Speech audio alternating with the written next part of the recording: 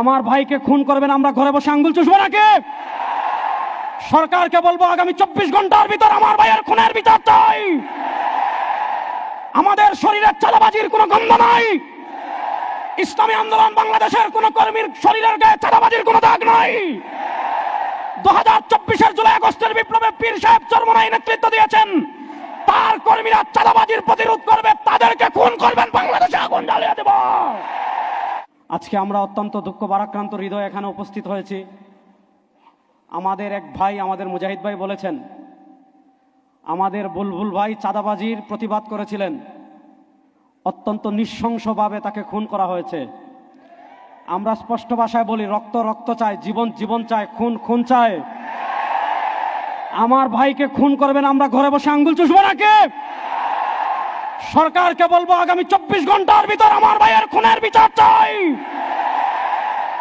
আমাদের শরীরের চাঁদাবাজির কোনো গন্ধ নাই। ইসলামী আন্দোলন বাংলাদেশের কোন কর্মীর শরীরের গায়ে চাঁদাবাজির কোনো দাগ নাই। 2024-এর জুলাই আগস্টের বিপ্লবে পীর সাহেব চরমনাই নেতৃত্ব দিয়েছেন।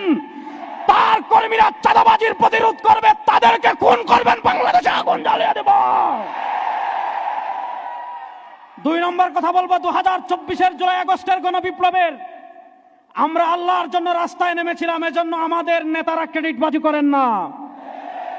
আমরা দেখেছি 2024 সালের 18 আপনার জুলাই আমাদের নেতা পীর সাহেব চরমনাই বলেছিলেন, ওই নরপিশাচ আমার সন্তানদের বুকে কেন গুলি করলে?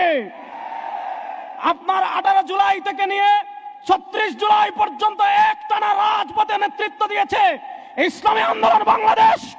2024-এর 5 আগস্ট প্রথম ঢাকায় কারফিউ ভেঙে যিনি মাঠে নেমেছিলেন, তিনি আমাদের নেতা মুফতি সৈয়দ ফয়জুল করিম শেখ চরমনাই।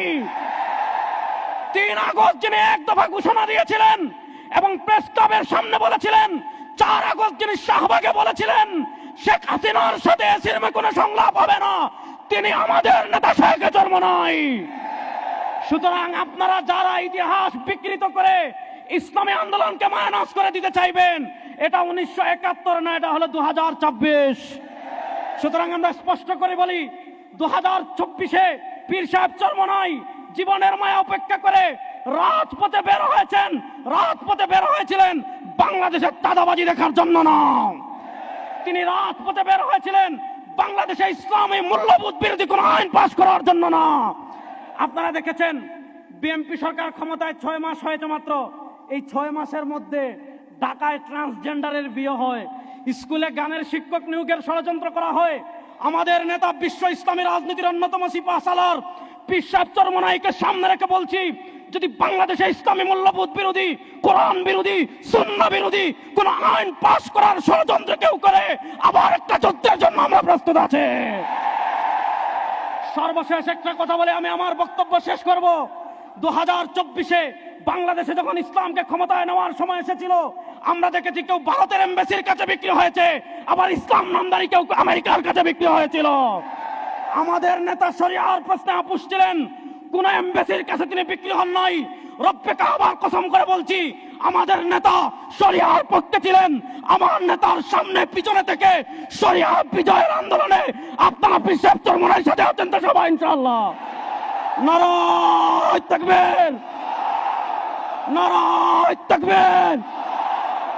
দিল্লি না ঢাকা, দিল্লি না ঢাকা, ওয়াশিংটন না ঢাকা, ভারত না শরিয়া,